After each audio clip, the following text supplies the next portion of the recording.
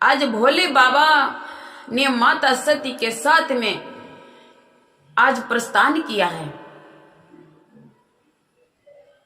और याद रखना, ये बात भी संतों ने कही है, वेदों में पुराणों में यही कहा है कि जब कथा सुनने के लिए जाया जाता है तो अकेले नहीं जाया जाता है, पति पत्नी दोनों को जाना चाहिए था।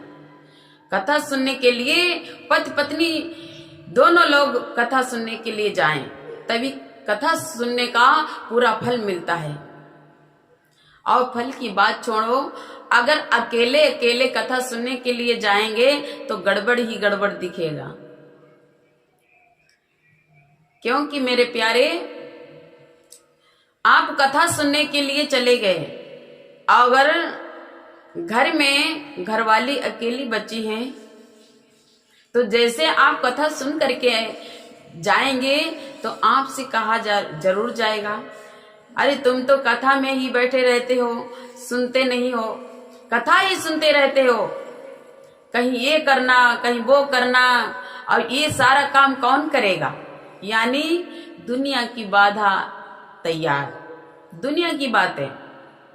और कहीं आप घर पर रहे और आपकी धर्म पत्नी कथा सुनने के लिए चली गई, और वापस में जब लौट करके आएंगी तो क्या बोलेंगे, लो कितनी देर लगा दी है तुमने, अरे तुम तो कथा ही सुनती रहती हो, हमें भूख लगी है, हमें बड़ी तेज भूख लगी। यानी कुछ ना कुछ बातें जरूर बनेंगी, काहे की कथा। और अगर दोनों लोग कथा सुनने के लिए जाएंगे तो कोई भी बात सामने नहीं आएगी, कथा का पूरा आनंद मिल जाएगा। इसलिए मेरे प्यारे याद रखना, आज भोले बाबा ने माता सती को साथ में लिया है। संग सती जग जननी भवानी, अब पूजे ऋषि अकलेश्वर जानी। जैसे ही गए और भोलेनाथ को देखा, महात्मा कुंभज ऋषि के शिष्यों ने, और दौड़ करके गए, बोले गुरुदेव आज भोले बाबा आपके आश्रम पर आ रहे हैं।